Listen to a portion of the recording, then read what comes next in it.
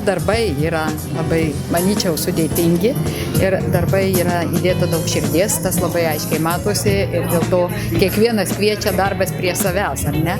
Ir labai yra svarbu, kad tuos darbus kuria jauni žmonės. Tai labai svarbu, labai daug investavom institucijai ruošiant mokytus. Ir va dabar mūsų profesijos mokytojai dalyvauja lygiateisiais pagrindais, sakyčiau, net lygiaverčiais pagrindais su užsienio partneriais, kurie iš tikrųjų pirmas vietas Euroskile gavo. Euroskilo konkurso nugalėtojai iš Austrijos Fabiane Kark ir Birgit Haberšich, iš Švedijos antros vietos laimėtojai Euroskilo konkurse, tai yra Ellen Persson ir Teresa Nord, ir iš Belgijos jaunieji talentai kylančios žvaigždės, taip pat Euroskilo dalyviai, dalyvaujantis ir važinėjantis jau po visą pasaulį, tai yra Jolie van der Staten ir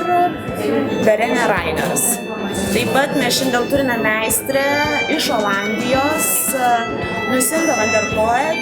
Kaip matot, ir tokio netradicinėje aplinkoje darom tą renginį ir išnaudojam visas galimybes kūrybiškai, sistemiškai ir leista jauniems žmonėms patiems kurti, patiems daryti. Tai mane kaip vadovą tas labiausiai džiugina. Mes džiaugiamės visi, tiek organizatoriai, tiek dalyviai, tiek profesinių mokyklų mokiniai, tiek atvykę svečiai. Šiandien mokytojai susirinkę iš profesinių mokyklų dėkoja ir sako, mes jaučiamės kaip namuose ir dėkui šią galimybę pamatyti, pasisvečiuoti ir parodyti tai savo mokiniams.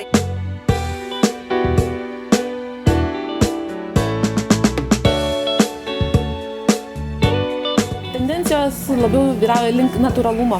Prasidėjo viskas natūralu, vegetatyviška, tiesiog linkstama nuo sintetinių medžiagų, linkstama link natūralių, gamtiškų linijų ir formų. Augalai taip pat ne tie įmantrūs labai, o labiau tokie laukiniai, kurie auga laisvai laukuose. Pagrindiniai kriterijai tai yra techniškumas, tai yra pagarba augalui, filosofija floristo, kas yra svarbu, kodėl yra svarbu. Ir mes turėjom su mokytojais labai daug diskusijų ir labai gražiai Lucinda van der Poel, svečias iš Olandijos, apibendrino tai, kad jūs esate tie, kurie kuriate floristikos istoriją ir floristikos kriterijus, nes tik tai mes, turėdami tvirtas vertybinės nuostatas, tai galime padaryti.